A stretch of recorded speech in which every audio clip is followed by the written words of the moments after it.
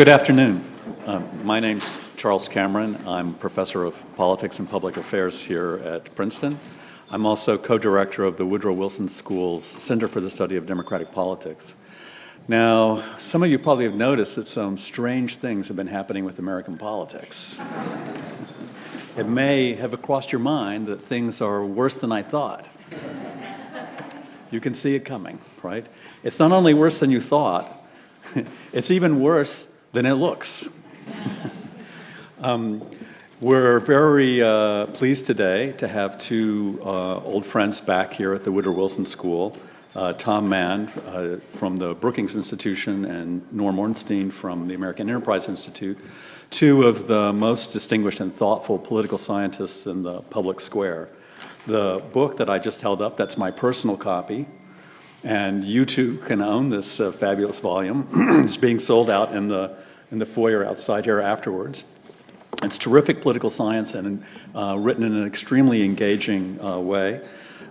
So much so that it was one of the 10 best books on politics last year from the New Yorker and also from the Washington Post. With no further ado, let's find out just how bad things truly are. Please join me in welcoming our distinguished guests.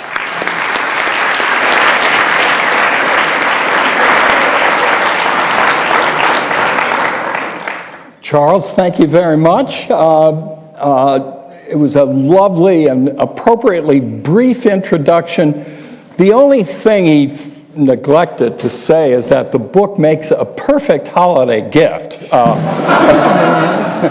Doesn't matter the holiday, really. That's it. Even Hanukkah, Yeah, right? Hanukkah's Christmas, you name it. Now, you probably think it's a coincidence that the government is shut down the day we come to the Woodrow Wilson School to talk about our book. You think it's a coincidence, you know? Norm and I have been laboring in Washington for over 4 decades to try to make this happen on this day. But what finally did it is we realized that if we just gave Ted Cruz and John Boehner a few stupid pills at the right time, it might just do it. I should note they were placebos. They didn't really...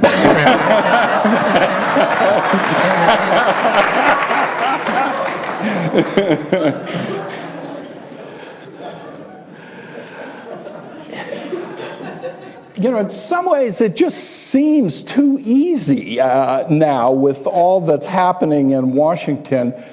Norm and I wrote this book in the fall of 2011. It was published in April.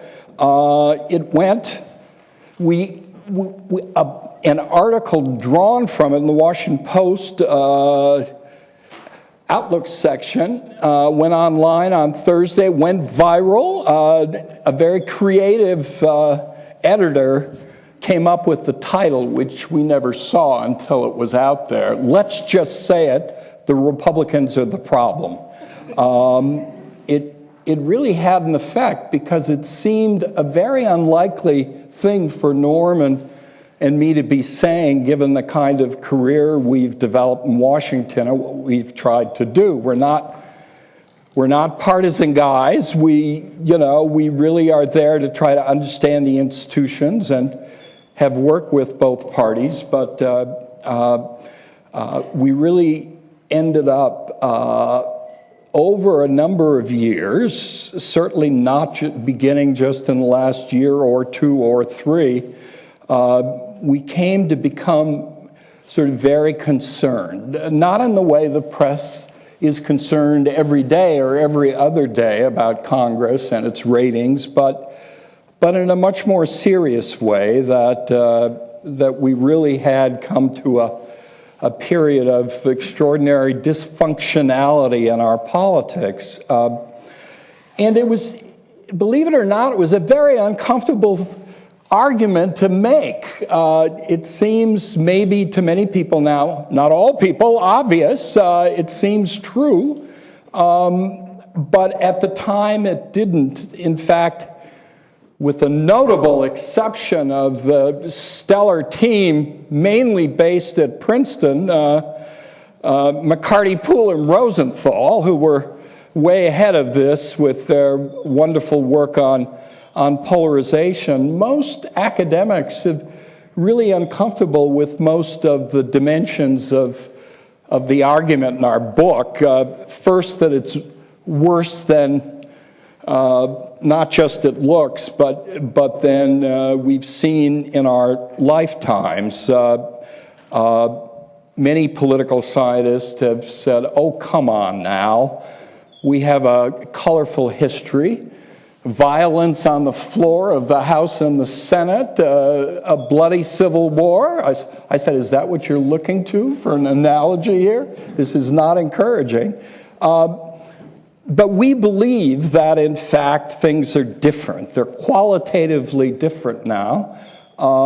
Sure, we had the pre-Civil War period. We had a tough period around the War of 1812 and the post-Reconstruction Gilded Age, deeply polarized parties and a difficult time governing. But if you really just begin to think about the dysfunction, a lack of public support and confidence, a permanent campaign turning into a permanent war, serious legislative gridlock on pressing matters, a failure to conduct the routine business of Congress, budgets, authorizations, appropriations, confirmations, the demise of any hint of regular order in the House and the Senate, a series of self-inflicted crises that are simply negotiating tools for one side to gain advantage over another. A process of nullification of laws signed and beginning to be implemented that harkens back to the pre-Civil War South, and a rhetoric, a set of agendas, a number of views, and tactics and processes that simply can't be called extremist. They have to be called radical. Governing is difficult all the time, especially during a period of global financial crisis, deep recession, high unemployment, stagnant wages, inequality, deficits and debt, serious social tensions. I mean, countries around the world are struggling. But we like to talk about American exceptionalism. And we're sure showing ourselves as exceptional. Unless you want to draw an analogy with the Banana Republic.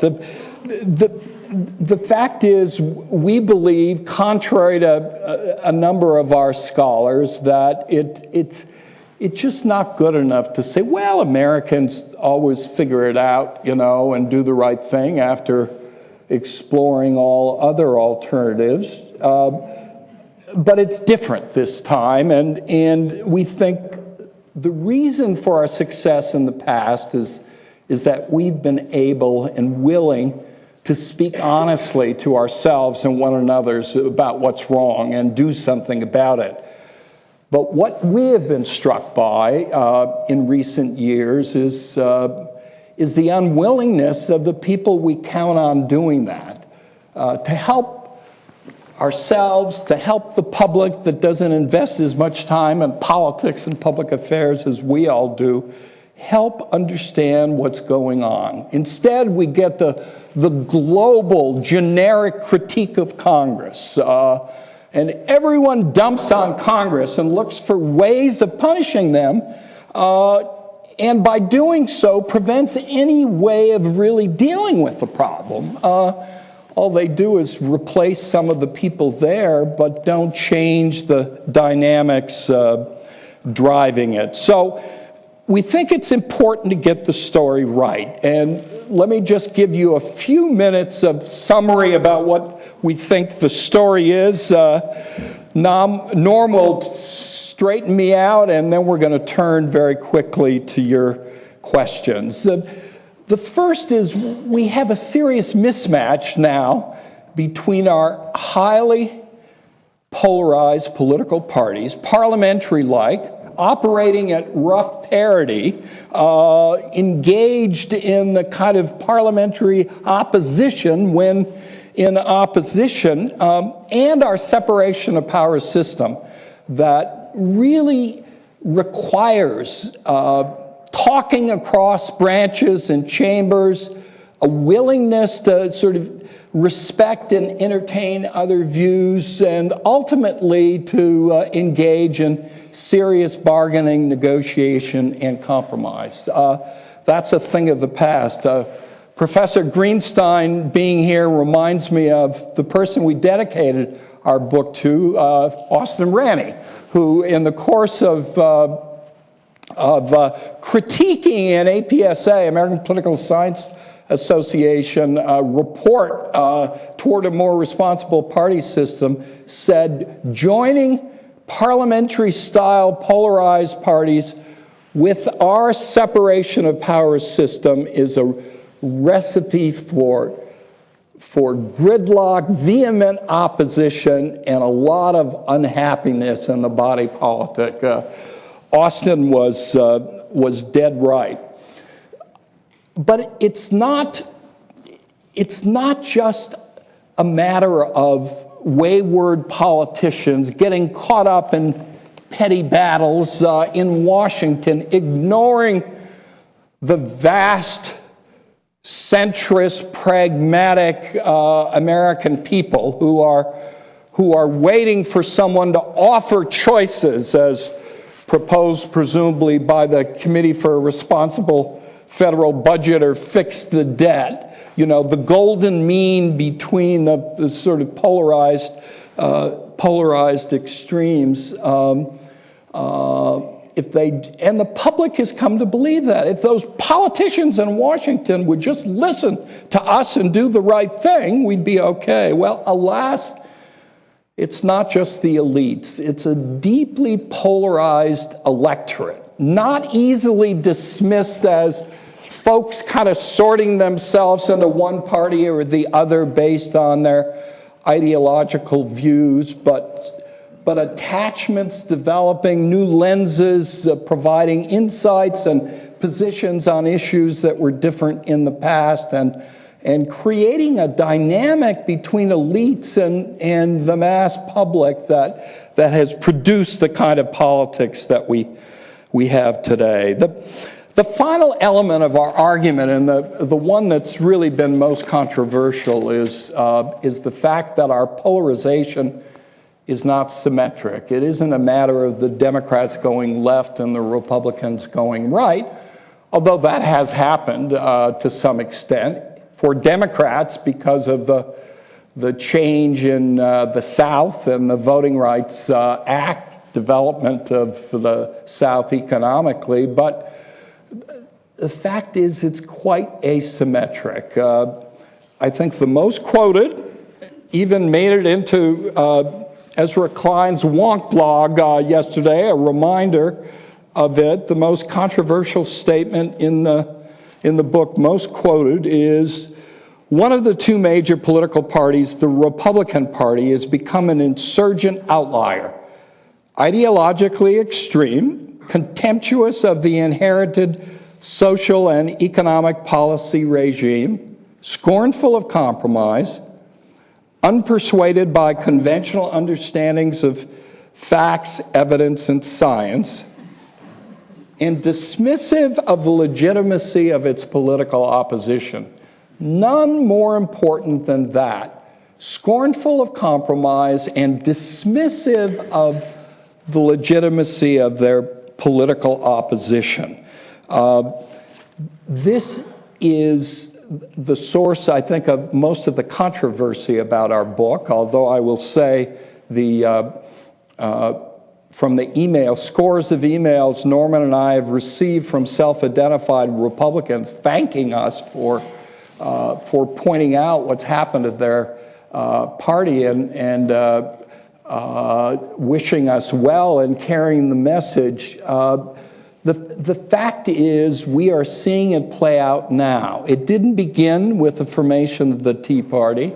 The roots go all the way back. I remind you that Bill Clinton's deficit reduction budget attracted not a single Republican vote in the House and the Senate. And the politics over health care and gun control and other things were vicious, but it's moved on to something really profoundly different, in which I think is an attack not just based on ideological differences, that's fine in democracy, but fundamentally different conceptions of our democracy and how it operates and what the norms are and what's legitimate. If you know in your mind that what is to be done, and it is the just thing and the righteous thing, and it flows directly from your reading of the Constitution, then you have no need for all the elaborate Madisonian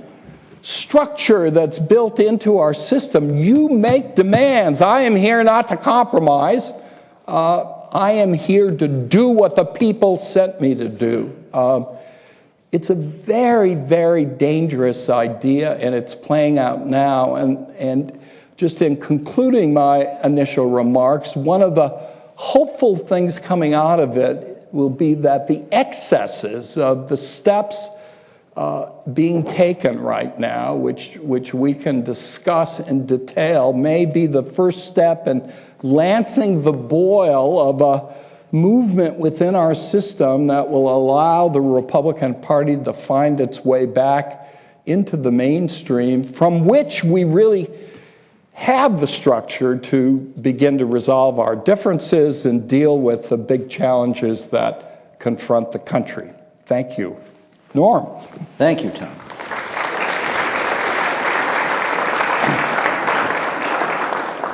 So this is actually the paperback that's just out with an expanded version with a new preface and an afterword. And we actually kicked ourselves that we didn't change the title from It's Even Worse Than It Looks to It's Even Worse Than It Was. Because the fact is, the last year we've seen a significant deterioration.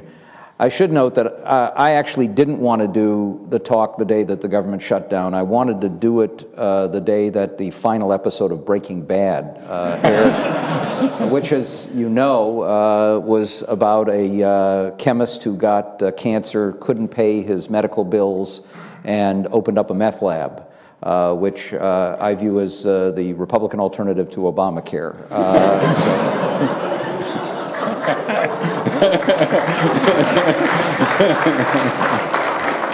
It's the closest they get, anyhow. A couple of, just to follow on what Tom said, we called it It's Even Worse Than It Looks because it never looks good, and it's not supposed to look good. The political process is not something designed so that everybody is going to get together and have the same ideas and move forward quickly to resolve problems and to use the old cliche, gather around the campfire holding hands and singing Kumbaya. It's war by other means, politics is, and our political system was designed in a fashion different from a parliamentary system, one where you were going to have a lot of conflict because in this extended republic, this huge country, smaller at the time of the founding than now, but of course the distances were much vaster in terms of the ability to traverse them. Bringing together people from wildly disparate backgrounds, living dramatically different lives, getting them to come to some kind of an agreement, either a consensus or at least an acceptance of decisions made that would disrupt their lives, was not going to be easy. It was built around debate and deliberation, compromise and finding common ground. And that's not an easy thing, and looking at the way laws get made from the beginning was always going to be pretty loathsome in a lot of different fashions. If you remember, put out so vividly in Spielberg's movie Lincoln, not exactly the textbook way for making a law. But our basic point, with a great deal of alarm, was that this is not the usual, it's not the norm, it's different, and it's worse. And there may be analogies in the past, but they're not particularly good or hopeful analogies. Now, I want to talk a little bit, following on what Tom said, about how we got to this particular point, which is a very troubling point. And part of it is a really conscious set of decisions made by ruthlessly pragmatic political leaders in the Republican Party. Some, as Tom said, have roots going back to when Bill Clinton became president. Republicans were jolted back then for a couple of reasons. One certainly was, after you've had the White House for 12 years, you have it for 3 terms in a row, you begin to think that it's yours. And if you lose, it's traumatic.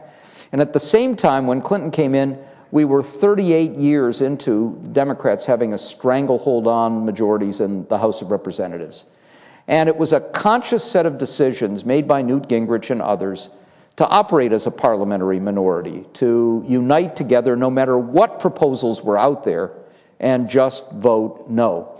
Now, it worked like a charm. It brought in a Republican majority in 1994, a sweeping election victory, and it set the stage for a reenactment of that particular approach later on. And of course, we saw it beginning in 2009, right in January. And while we have a theme out there, a meme that's been pushed by a lot of Republican leaders, Barack Obama came in and he wouldn't work with us, and they jammed through a stimulus package without ever getting our advice and talking to us, and they jammed through a health care plan without ever asking for our input, and so on. We know that that's basically false, and we know it for several reasons. One is something that was pointed out in a book done the same time as ours by journalist Robert Draper, that talked about a dinner held on inaugural eve in 2009 with a large number of Republican leaders, including Eric Cantor and Paul Ryan and John Kyle in the Senate, former leaders like Newt Gingrich. They gathered on inaugural eve after they had been whomped in the election from top to bottom, losing the White House in a landslide. The House, the Senate were disastrous elections for them the second time in a row. They were demoralized and depressed and disillusioned, and they gathered at a restaurant in downtown Washington, the Caucus Room, and came out ebullient because they hit on a plan. And the plan was they would unite to vote no on everything, try and block action on anything, and if they couldn't block action, make it as difficult, contentious, vitriolic, messy as possible to delegitimize the president and the policies that went through. And we know that from the beginning, and we also know from some of our own work that when the stimulus package came up, one of the first things done was that the then Democratic chairman of the Appropriations Committee in the House, Dave Obey, called in his counterpart, Republican Jerry Lewis from California, and said, Jerry, we're going to do a stimulus. The economy is still flat on its back. We want to work with you. I would like you to go back to your leaders and your rank and file members and come back and tell me what things you would like to see in a plan to get the economy moving, but also what things you and your party would view as anathema. And we'll work it out. And Lewis laughed and pointed up and said, Dave, I'm sorry, I have orders from on high. We're not going to cooperate. So that, plus the reality that the health care plan went through 7 months of first negotiations, then faux negotiations with a gang of 6 in the Senate, led by Max Baucus, the Democratic chairman of the Senate Finance Committee, and his counterpart, Chuck Grassley of Iowa, that went on with an attempt to find common ground, and that started with a framework for Obamacare, what became known as Obamacare, that was Grassley's framework from the plan that Republicans had offered in 1994 as an alternative to Bill Clinton's health care plan, built around a mandate, exchanges using private insurers, and premium support for people who couldn't afford it. That was the framework. But Grassley made it clear after a couple of months that he'd keep talking, but they weren't going to agree to any plan that wasn't accepted by all of their leaders and their caucus, which meant no plan at all. So we know all of that. Now, what we also know is that there's a second factor here that got us to this point. And it was, along with this particular strategy, a very conscious decision made by a group of Republican congressional leaders to basically activate and encourage disaffected, angry voters out there as the midterm elections approached in 2010. The Tea Party movement, whenever there's we have difficult economic times, populism emerges, and it can emerge on the left, center, and right. In this case, we had it on the left, the Occupy movement, but very strongly on the right.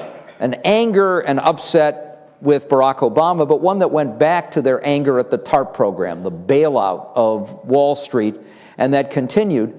And what we know is that from a lot of research done, a group of House leaders called the Young Guns, Eric Cantor, who became the majority leader, Kevin McCarthy, now the whip, Paul Ryan, the vice presidential candidate, but also the chairman of the Budget Committee, decided to go out in 2010 and recruit candidates who would say, we're going to use the debt limit. We will not vote for any increase in the debt limit. That's the key to runaway spending, knowing that that would resonate with those voters, and that led to the confrontation and the debacle in 2011, but also by insisting that they would bring about draconian budget cuts, they activated a group of voters and believed, I think, after they won, because it worked like a charm, both of those things in the midterm elections, to bring them into majorities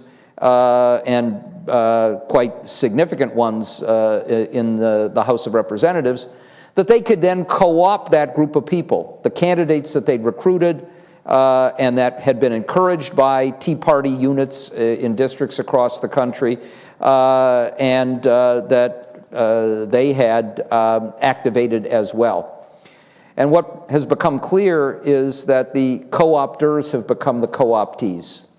And they're now dominated by a group of forces who believe to their core that all government is evil and wrong, and if we could just get rid of it all, it would be absolutely wonderful.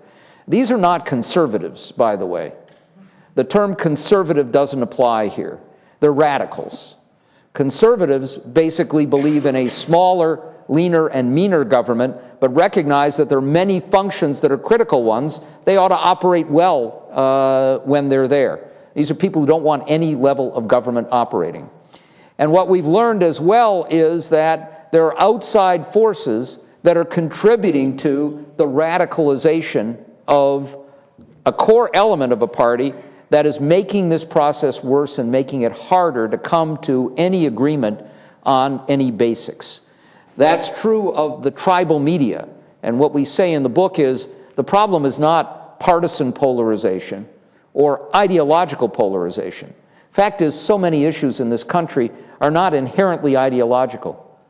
There's nothing liberal or conservative about energy conservation. There isn't necessarily anything liberal or conservative in realizing that there's climate change going on, and then you can have a significant debate over whether you resolve it using free market means or using more government involvement. But what we have instead is tribalism. And tribalism is where if you're for it, I'm against it, even if I was for it yesterday. And indeed, if you're for it, even if I was against it for it yesterday, I'm going to view it as disastrous socialism that will destroy the country. And we see that in particular with Obamacare, which, as I said, was fundamentally a Republican program. It could just as easily be called Grassley Care or Hatch Care for senators who crafted the plan back in the 1990s, but now have taken it to an obsessive element that is pretty much out of control. And if you put that together with the new role of money in politics and outside forces who can put in millions or more into groups like the Club for Growth or Heritage Action, and with the nature of districts The media make them homogeneous echo chambers, this tribal media in talk radio and other places, that push people who are uneasy about radicalism, who are more genuinely conservative, off in a direction where they have to legitimize policies, tactics, processes that they may not even believe in. You can begin to understand why we are where we are. And where we are is not traditional politics, which can also get very rough and tumble. And we've seen many instances in the past where usually it's either both parties or both houses of Congress who will use the debt limit by attaching a budget to an increase in the debt limit and try and get leverage to make things happen. But what we can tell you for more than 4 decades in Washington is that in every instance in the past before 2011, indeed even to a degree in 2011, it was a rigged game. Everybody knew that in the end they weren't going to threaten the full faith and credit of the United States. The party leaders who regularly switched roles, showing hypocrisy at its highest level. You're for increasing the debt limit because you got to belly up and do what's necessary for the U.S. if it's your president, and then you talk about how awful it is and you want to put restraints on spending and keep government honest and under control and balance the budget if it's the other guy, and then you just switch your scripts when things change. But the party leaders always had votes in reserve to make sure that we wouldn't threaten these things. And now it's a serious and real threat. And we've had threats of shutting down the government or not going along or cooperating, and we've had instances where government was shut down in the past, but it was always over disputes over spending specifically, not a threat to shut down the government over an extraneous demand, and in particular a demand that comes after you've lost an election on that particular issue, which is what we see now with Obamacare. So this is different from what we've seen before. We feared it when we began to write this book in 2011. That fear has become a reality, and there are a couple of things that concern us as we look ahead. One is that what we're seeing now is like Friday the 13th Part 2. But if you are an aficionado of horror movies, you know that there's a Part 3 and a Part 4 and a Part 5. Freddy never goes away. To mix the metaphors a little bit. The second is, as Tom suggested, what we've seen that started in many ways as an elite confrontation in Washington has now become a larger cultural problem that's metastasized out to many states where the polarization is vivid. North Carolina, Texas, Kansas being good examples, but also, of course, Wisconsin, Pennsylvania, and many others. And at the same time, a tribalism, a sectarianism, not just a stark difference in worldview or in policy preferences, is really starting to take hold in a greater way out in the country as a whole. It's tribal media amplified by social media.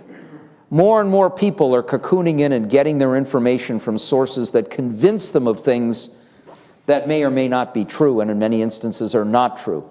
And then people get emails and tweets and Facebook posts from their friends and relatives that they naturally believe, often starting with, "Can you believe this?" Usually that's a clue that it isn't true. But we know, once people believe something, if you then present them with pretty strong evidence to the contrary, they find ways to rationalize that evidence away. And we've seen lots of other countries where sectarianism has led to very bad outcomes. The United States has endured for a very long time. We're not immune. And if we don't get on the stick and try and find ways to ameliorate this problem, and half this book, did we mention it makes a great holiday gift? Half the book is about things that we can do about it. We have to be honest. When you have a cultural problem, not just a structural problem, the structural solutions are not panaceas, and there are no panaceas there. From redistricting reform to filibuster reform, they don't get us away from that larger problem. But it's one that we better start working on and focusing on more than we have, because it gets deeper than what looks like a dispute in Washington, as the New York Daily News artfully put it in their front page today, the House of Turds. It's something bigger than that. And with that, the floor is yours. And there are microphones down here.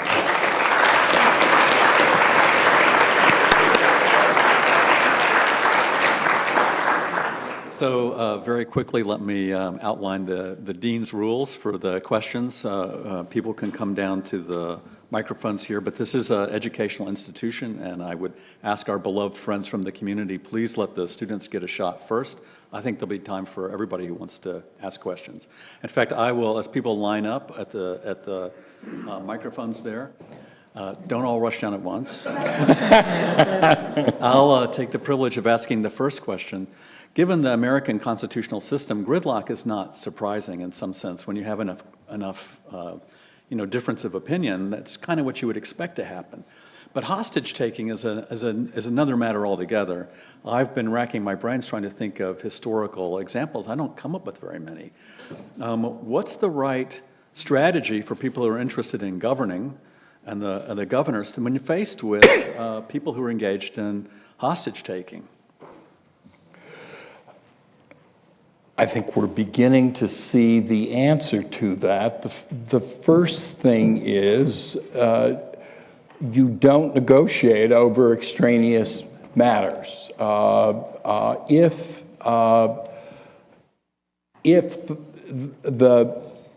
the party, in a general sense, is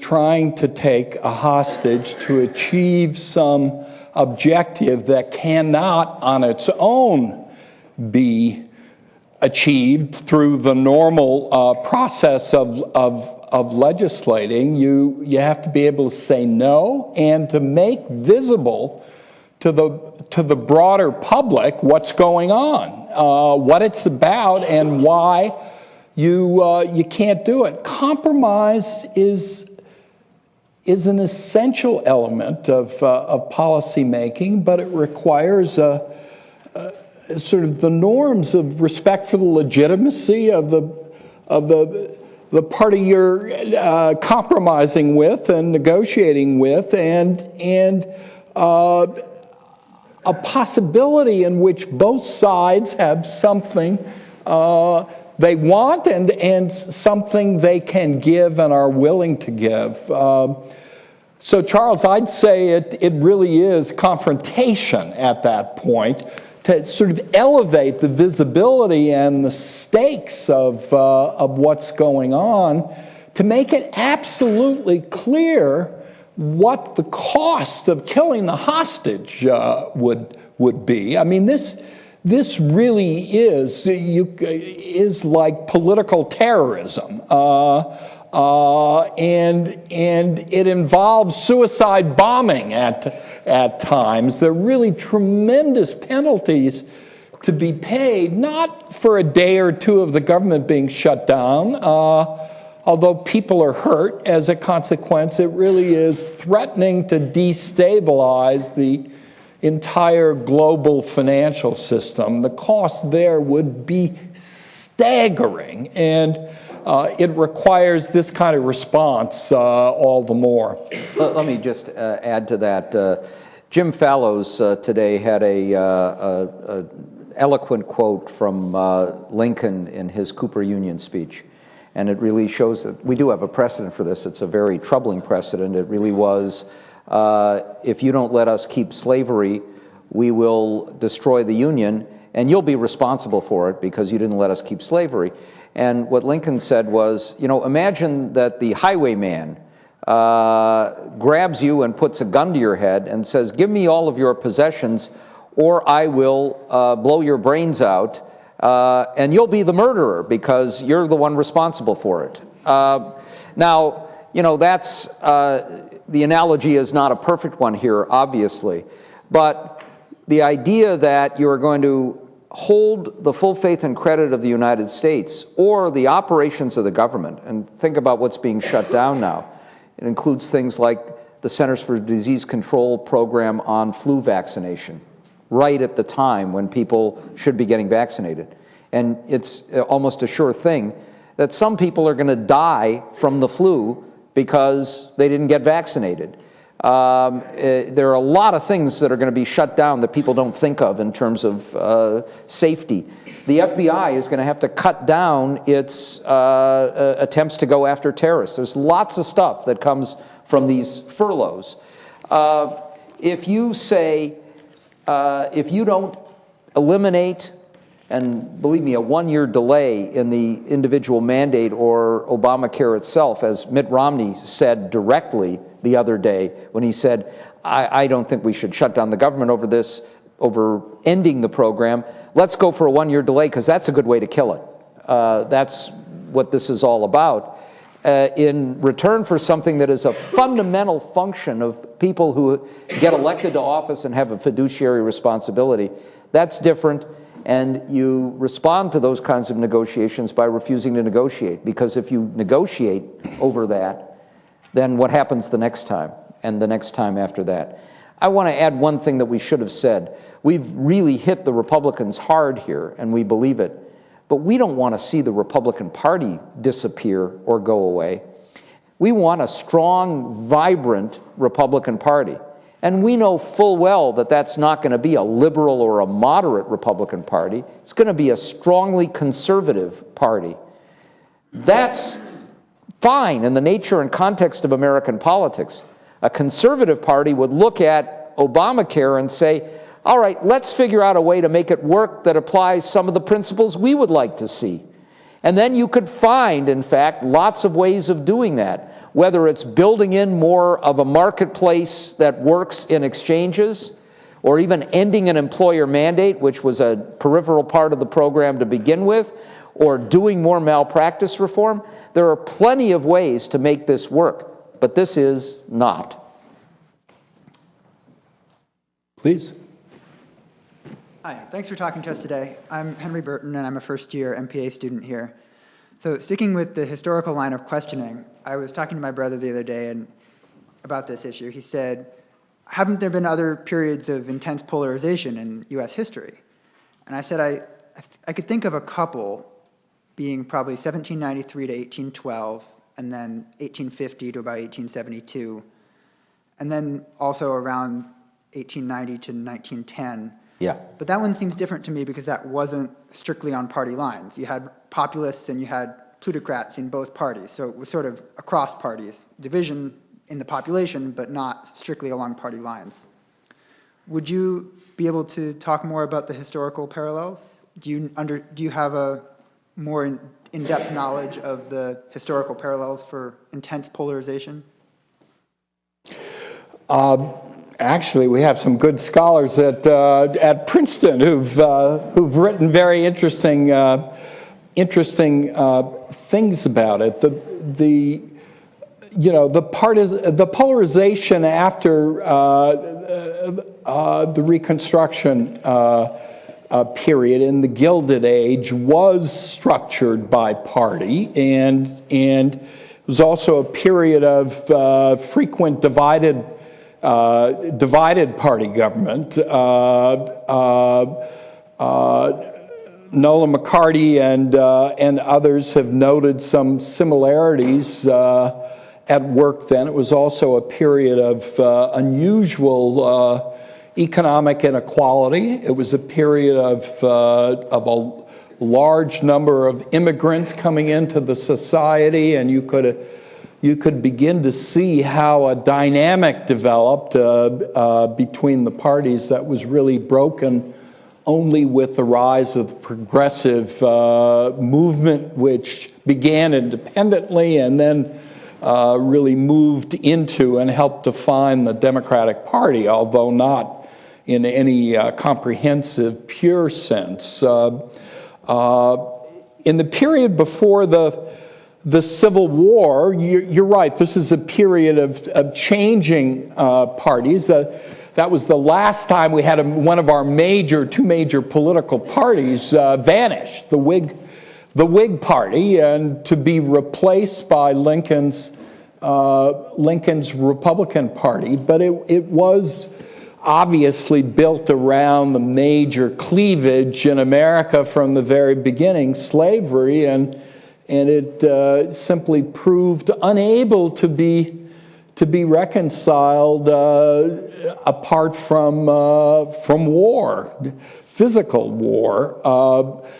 I don't want anyone to be looking, as I said before, to analogies to that period, but the kind of demands and associations made with for the agenda and what the framers said and the divinely inspired framers and what we are doing and what real Americans are and what are not is dangerous stuff. It's highly flammable, and we've seen it erupt in other countries around the world, and we're not immune to it ourselves. One of our great strengths has been our capacity to continue to bring in people of different ethnicities and races and backgrounds, and ultimately, after struggles, weave them into the fabric of American society. If you're so certain of your way, if some appear more American than others, you run a serious risk. And I think in the end, we have to get back to our institutions and the political incentives that are leading to certain patterns of behavior. So my immediate notion is this politics in the short term won't get better until the Republicans feel and respond to incentives that lead to different behavior, one that's more constructive. So, for example, I would suggest the mobilization of super PACs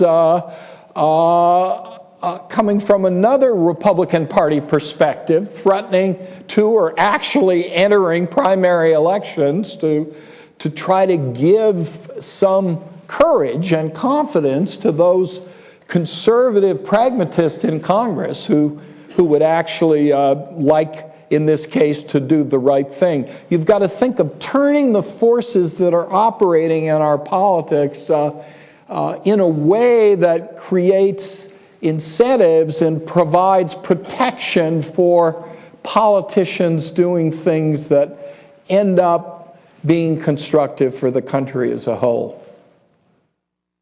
Hi, I'm Gabriel Curious. I'm a researcher here at the Woodrow Wilson School. You've talked about the Republican disbelief in the legitimacy of the Democratic-ruled government right now, and you've talked about some of the factors that have amplified this. But I want to know more about the roots of this and what role you think, especially race, plays in this, between Obama's race and the changing demographics of America. Sure. Race is never far from the surface in American life. One caveat and thing to keep in mind is when Bill Clinton became president, there was a real concerted effort to vilify and delegitimize. As many of you may not remember, but the Wall Street Journal was running editorials basically implying that he was an accessory to murder, actually multiple murders, from drug deals gone bad in rural Arkansas when he was governor. I mean, it got down to that level. And there were certainly self-inflicted wounds there, but it was built on an effort to just go after him as well, and in vicious terms.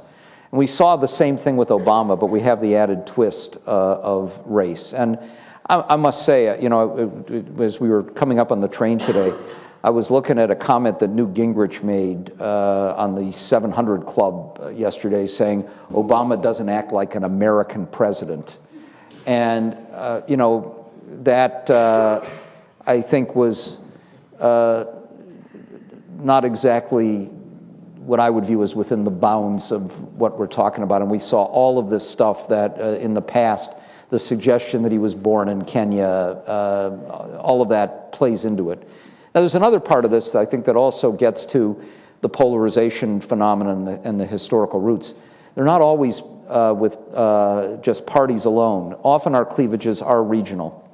And one of the things that's happening now is And we write a lot in the book about the historical roots for the great division between the parties now, which are in many ways because of the dramatic changes in our regions over the last 50 years. The Democratic Party had a stranglehold on the South, going back obviously to some of those earlier historical periods, began to lose it. And now the South is the Republicans' base. It's the driving force. And the South is different from the rest of the country. It's different in terms of its views on social issues. It's different in terms of its attitude towards government. But what's also happened, because of the nature of the districts there, is you're seeing that the Republican districts in the South are almost all white, overwhelmingly in character, with very little diversity. And if you look at the white vote, which has turned against Democrats, but the white working class vote outside the South was not much different for Obama in both re-elections as it was in earlier elections with Democrats. It's in the South where that white vote has gone very dramatically against Democrats and particularly against Obama. And I just have to believe that race is a part of that. But we'd be making a mistake if we think that this is simply about race. It's about the things that I was talking about earlier, some of these conscious decisions to delegitimize your opponents because if you've lost elections, that's a way for you to gain traction and maybe prevail in midterm elections that follow because you can create a higher level of disgust. It's a really dangerous way to operate, though. Yes, please. Yeah, I'd like to ask a similar question, I guess. In sort of the preface to your remarks, you brought up the work by Professor McCarty, Poole, and Rosenthal, and they talk a lot about polarization, and one of my takeaways from their work is that this income inequality and socioeconomic inequality actually has a lot to say about polarization, and I'm interested what you feel the implications of growing inequality are on the state of politics in America today. I think inequality is a huge factor in our lives, but broadly conceived, it's an inequality of income, of wealth, and of opportunity that creates sort of enormous roadblocks and frustrations to sort of the realization of the American dream, where you really have a good shot at getting ahead, providing opportunities for your kids to do better than you did, and it seems to be diminishing in some important respect, and frankly, there's no easy way out of it, no clear way, but one can see the two parties sort of settling into opposite sides of this. I mean, it's just really quite stunning. I don't know if you read the piece in the Current or the last New Yorker about how Steve Wynn has switched from gambling to dancing music to make big bucks in Las Vegas, getting in DJs and producing audiences of up to 5,000-10,000 people who, the ones who are wealthier, reserve a table with the Grey Goose and the champagne, and they might spend $500,000 in the evening. And you're just sort of thinking about what's happening around Las Vegas in the aftermath of the collapse. I mean, the excesses and extremes are extraordinary. So there are two levels of questions. How much does inequality help us explain developments in polarization? It's hard to know which way the arrow moves. They're certainly associated with it, and what I actually think is inequality is a force for maintaining polarization. Even if it wasn't singly responsible for it coming upon the scene. It's kind of like gerrymandering. Right now, the politics of gerrymandering are intense. It's heavily party-oriented rather than simply incumbent-oriented, as it was in the past. Our best scholarship says it doesn't really account for the increase in the number of safe Republican and Democratic seats. It's a piece of it. It's more a consequence than a cause. We do it because we've got two teams lined up and we're in a war, and so we try to manipulate every means available. That means access to the ballot. That's what gets party involved in all kinds of electoral rules. So, you know, the only important question is not what caused polarization, but what maintains it, and where are the levers for change. Let me just add a couple of things. One of the things we point out in the book as we talk about the coarsening of the culture, we note the comment made by Steve Schwartzman, who's the head of the Blackstone Group, you know, one of the largest financial firms and a billionaire. And when the subject came up of changing the tax rate for carried interest, he likened it to Hitler invading Poland. And we just tried to rip him a new one over that. But we had a comment made just a week ago or two by the head of AIG, complaining about all the criticism after AIG, of course, was one of the major factors in almost bringing the global economy down, and then a bunch of their executives got bonuses, and they were harshly criticized for it. And he likened it to Hitler rounding up the Jews. So somehow the Holocaust analogies come to mind for these people, whatever their backgrounds.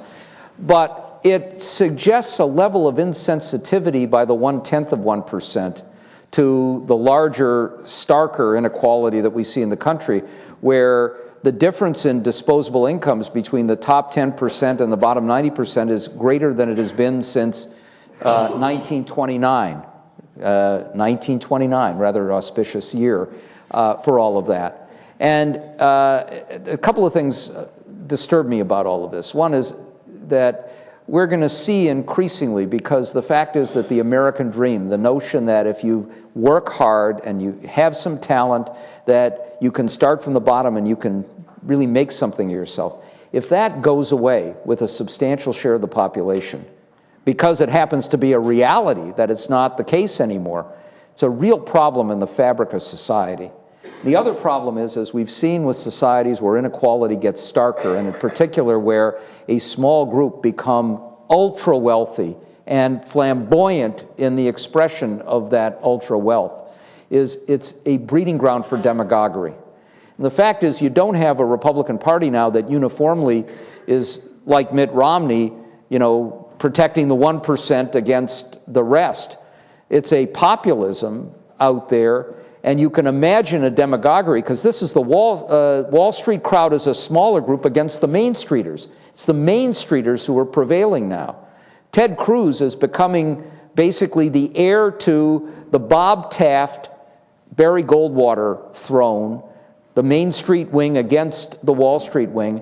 And they will find lots of people who are willing to take up pitchforks and get out the boiling oil and tar and feathers against the plutocrats. But you get that kind of demagoguery, and it can come from left, center, or right, and it's not healthy. And you could imagine presidents or Congresses being elected that would reflect that point of view and could lead to even more damaging policies. Yes, sir. Hi, hi, my name's Andrew. I'm a sophomore undergrad here at Princeton. I'm not sure how comfortable you are speculating, but I'd love to hear your thoughts on the shutdown, how long it'll last, how it will end, whether or not it will collide with the October 17th debt ceiling vote and create something even more troubling.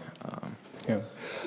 I think it's unlikely to end in the next day or two. I think we've got to play this out. The best interpretation of this is that Boehner understands the difference and significance between shutting government down and throwing us into a default.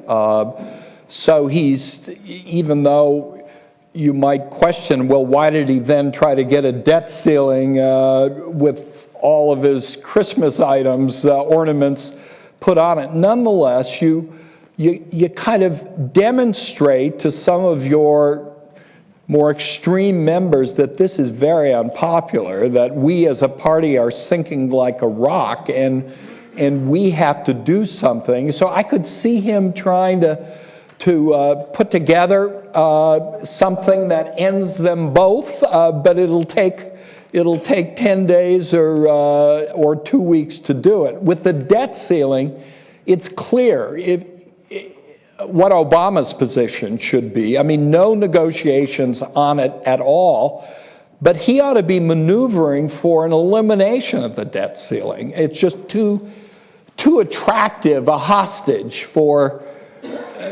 politicians to take, and it does no good whatsoever. Perhaps taking up the McConnell rule that he used in 2001, which gives the president the authority to raise it himself, allows Congress the ability to pass a measure, both houses that reject that, but the president retains his veto and it takes 2/3 to override him. That would be a sort of healthy means, and I could see in that setting getting that outcome of combining it with a elimination of the employer mandate within Obamacare or some other changes. I don't think Republicans are interested in deficits or debt anymore, and therefore serious negotiations on budgeting are kind of off the table right now. But for this to work out, we need a clean CR and we need a clean debt ceiling, and right now that would cost Boehner his speakership, and he would have to decide whether it's worth it. I think he could produce 24 Republicans to join the Democrats, but that means he has to reject his conference, direct the Rules Committee to report said measure to the floor, and depend upon the Democrats to pass the rule and then to pass the underlying measure. That's a lot to ask, but it's one way of recovering his place in history from the hapless speaker to the one who ended up being heroic. One thing to keep in mind is that there's a majority of the House of Representatives right now that would go for a clean continuing resolution and a clean debt limit. Majority is there. That majority, however, would consist of 190 Democrats and 30 Republicans. And that's why Speaker Boehner just wouldn't consider it at this point. If he has a strategy, and I think this is much more an ad hoc, tactical, take it day by day, mollify your rabid Rottweilers as long as you can, get them into a position, it's kind of a passive-aggressive approach to where they will permit you to bring up something that they can all vote against, and time it so that there's enough blowback from the government shutdown that you can do the same thing with the debt limit. Now, if I'm looking at it from the White House perspective, I want to get out of this, and I obviously do not want any hint of the notion that I have negotiated with terrorists because of the precedent that it would create in the future. But I also have to keep in mind that I got to find at least some ability to provide an out for the speaker that doesn't compromise on those principles. And there are two ways to do this. One is to make it a negotiation not over the debt ceiling, but over removing the debt ceiling permanently from this process. A second could be, and it's not negotiating specifically over a continuing resolution, it might be part of a broader negotiation. One of the great ironies here is that Republicans have actually won big victories here. If you look at the trajectory of spending, discretionary spending, it has dropped like a rock. if you look at where we are in terms of the $2.5 billion or trillion dollars in debt reduction over the 10-year period since Obama's become president, that has caused deficits to drop like a rock, the ratio of spending and taxes meets what the Republicans wanted. And if you look at what's happened with budgets over the last 3 or 4 years, they're winning over and over again on budgets. But one place in which you could at least reach a compromise, is difficult as it would be, is you take a slightly lower number for the overall amount of discretionary spending, but in return, remove from it the ridiculous constraints of a sequester that are mindless across the board cuts that provide no opportunity to prioritize. You could put those things together not as a way of just simply extending the government funding per se, and certainly not as a way of just extending the debt limit for 6 months or a year, but as part of a broader package. And then you could make it, in the end, a win-win, at least enough.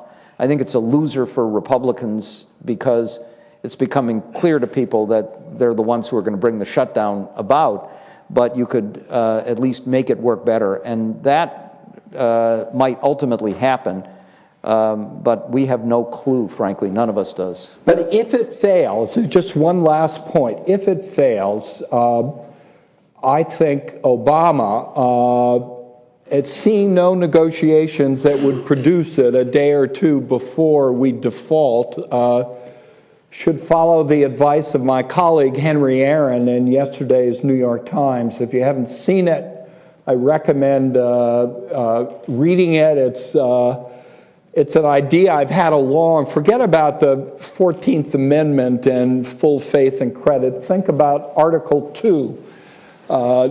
Faithfully execute the laws. That's what a president is charged with constitutionally. He cannot execute the laws governing taxing, spending, and the debt ceiling. They're mutually exclusive, and I think he has the authority to decide which to honor and which not to. He might be impeached by the House Republicans. He wouldn't be convicted, but it would save us from a default, and if legitimized, which I think it could be, it would do away with this hostage taking. Not the outcome I hope for, but it's a safety valve. Yes, sir. Thank you. Hi, Ben Horowitz, second year MPA. Thanks a lot for coming. In your comments, you seem to separate out a little bit the necessary changes to culture and procedure, and I'm wondering if there aren't areas where the two are connected. You also mentioned primaries a few times, so I was wondering if you had any thoughts on the new open primary system in California and whether that might be a promising way of thinking about maybe future dissolution of the radicalization potential along those routes, and if that's not interesting, maybe another area. On the latter point, the overall theory is that primary elections in the U.S. Tend to be very low turnout affairs and tend to be dominated by those who fall at the pole of their ideological pole of their party. And if somehow you could change that process, like an all-party primary, the California system, you make it possible for more moderate candidates to survive beyond the initial round and begin to change some of the incentives that exist now. We had very fragmentary results. We have California, one election in which there was also a big change of redrawn districts, and frankly, the early scholarly suggestion is not much difference yet, but I think the efforts and variants on it ought to be explored as part of a more general effort to increase the size of the electorate. That could go as far as compulsory attendance at the polls, Australian style, which runs counter to all of our beliefs about individual freedom. But you can, turn in an empty ballot. You can pay a $10 fine for not showing up. it builds in a process of a sort of sense of responsibility and a knowledge of how you participate in elections as a citizen that would be helpful. We've got, we're supposed to actually end pretty soon. We have 3 more questions. Maybe we could just take those questions and then we can each give a response at the end. Hi, my name's Lauren. I'm a master's student, first-year master's student here at the Woodrow Wilson School. I'm wondering if you could speak a little bit more about the role historically of media in the creation of a polarized environment, and then what you think the responsibility of the media is today in helping us dissemble the current situation. Yeah. Okay. Hi, I'm a freshman in the undergrad program, and I was just wondering because and many times in your talk and when you were answering the questions, you pointed to the Republicans as being at fault, or at least a very small portion of the Republicans. And I do agree with you that in this particular case that they are most likely at fault. But my question is that because of this very small but very vocal part of the Republican Party, are we also allowing ourselves as liberals to become part of the problem because we are now able to, every time we hear a Republican proposal, we are now able to say, oh, it's just the Republicans, like we don't have to worry about this because we're obviously smarter. So, and I was wondering, I as a very extreme version of that, and I was wondering whether that is also, would you say that that's also part of the problem? I'm Emma. I'm a PhD student in the Ecology and Evolutionary Biology program. You mentioned that the way that the media typically portrays what's happening in Congress now is to be at fault Tea Party, they're extremists, but you have mentioned that it actually has roots farther back, where you see during the Clinton administration making this explicit strategy to stop. And it seems like a difference between short-term incentives and long-term incentives, right? We can get a short-term gain now, we might pay long-term costs, but it doesn't matter. What kind of social institutions or norms were in place previously to prevent those incentives from being present?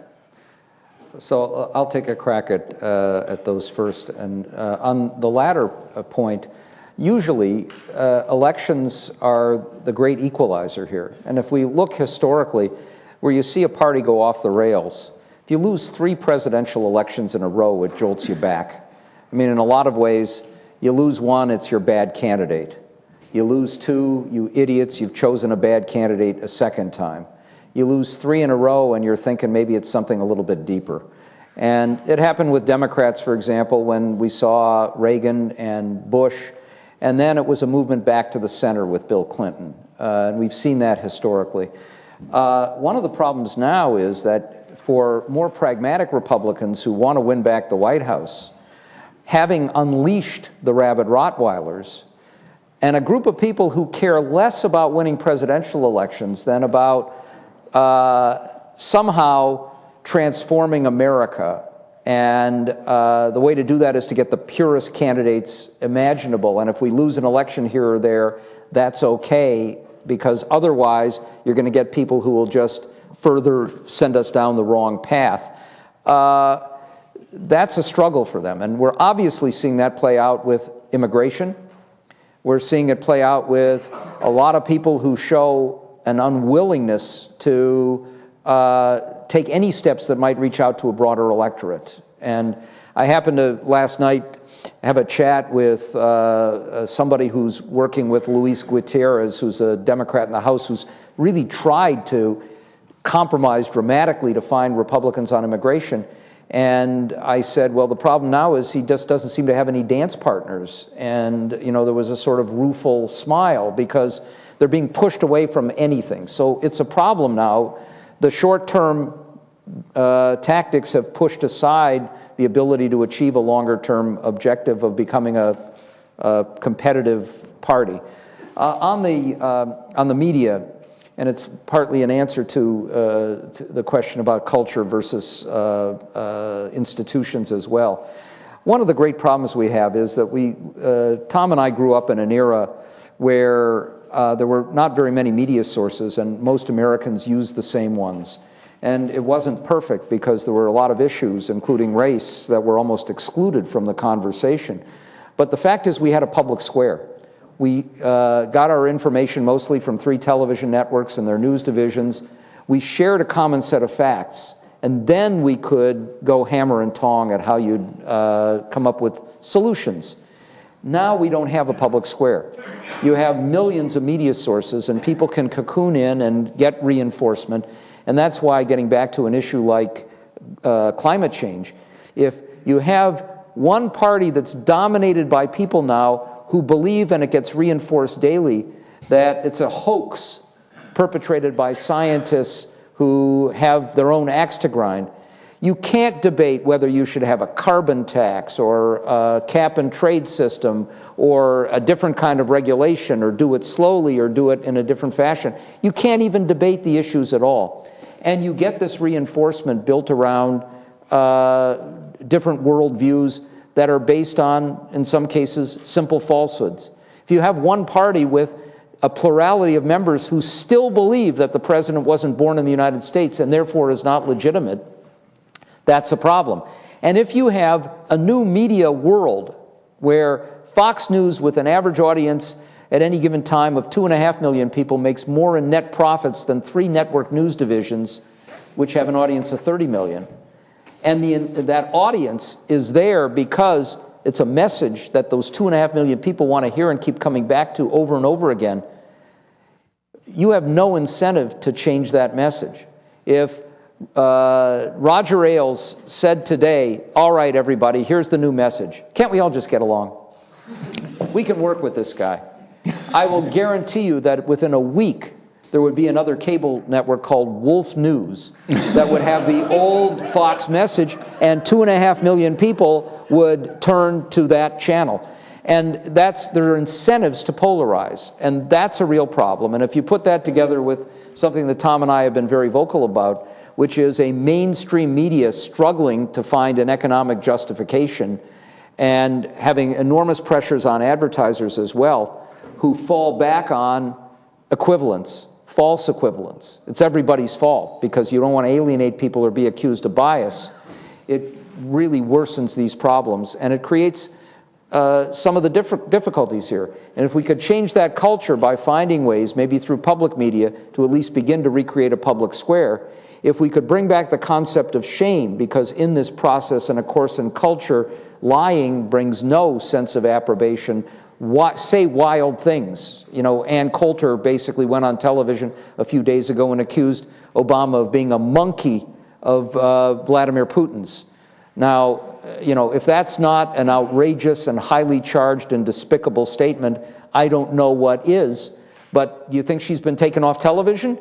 Or even, you know, had any sense of, oh my God, that's awful? That's just not the world we live in anymore. And if you can't bring back that sense of shame, that would also say to a Steve Schwartzman, shut your mouth, that's a terrible thing to say, then we go down a bad path. That has to be combined with structural reforms like open primaries with preference voting, enlarging the electorate and the like, but we've got to work on both.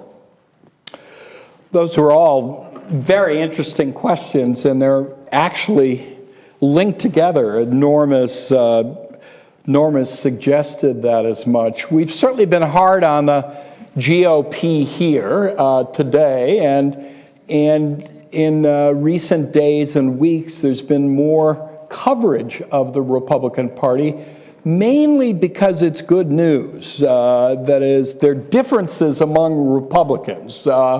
And the press loves that. You know, it's nothing like internal divisions sort of really causing problems. They're really looking for good stories, and it's a lot easier to cover for the professional press, the nonpartisan press. It's a lot easier to cover a intra-party division and conflict and fight than it is analyzing the positions of the 2 major parties and noting that one of them is remarkably different than the other in ways that are worthy of some notice and criticism. The latter is very difficult for the best reporters to do.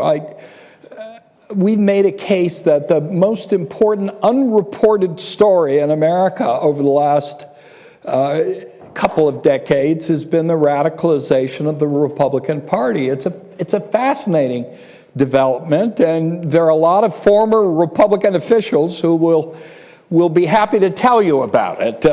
They feel burned by it, but it's a reality that's changed our politics for good or for ill, but it's not something that gets reported on a regular basis.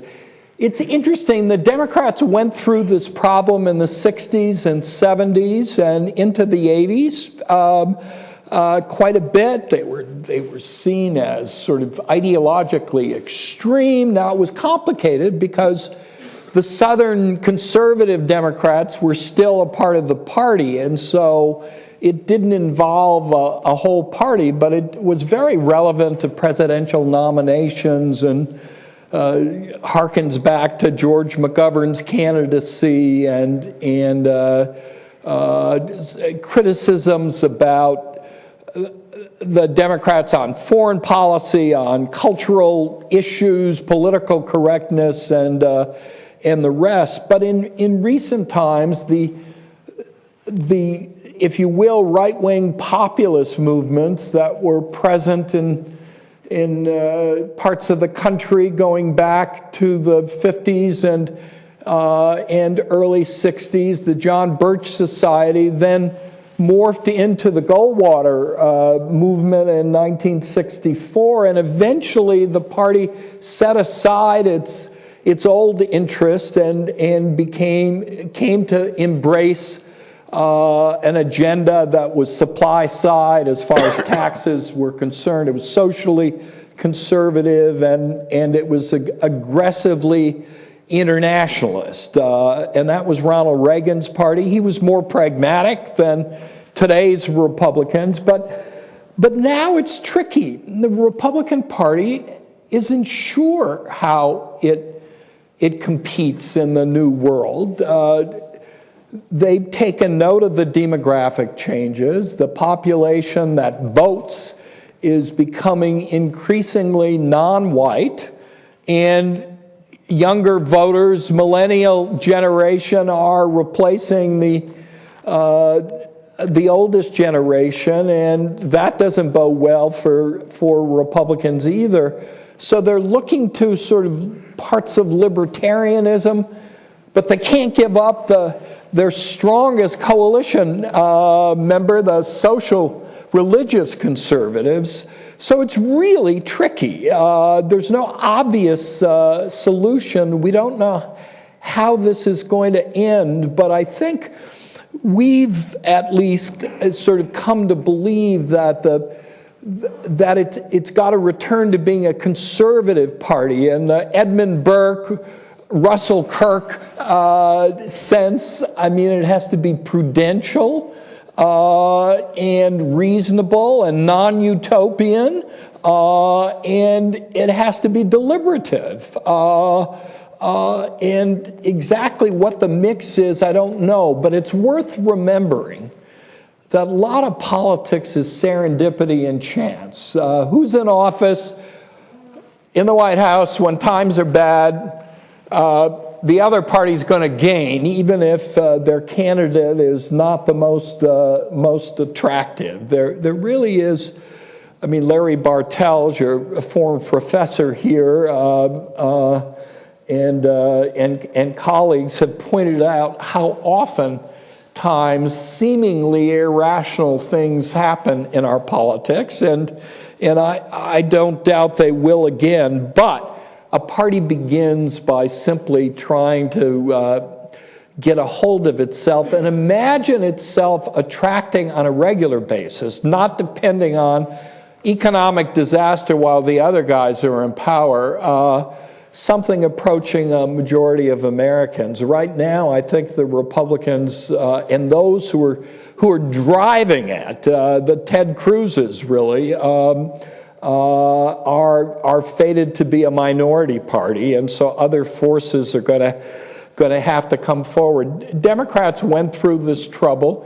the San Francisco Democrat Nancy Pelosi turned into a boss Pelosi in the House and became the most pragmatic of leaders, easily as pragmatic and effective as Tip O'Neill, not an ideologue by any means, and has managed to keep the Blue Dogs and New Democrats working with the progressive and minority caucuses on a whole range of things. If the trick is that Democrats don't get disheartened by the success of irresponsible behavior and decide to embrace it themselves. They've done it before and they could do it again. That's a good spot in which to end.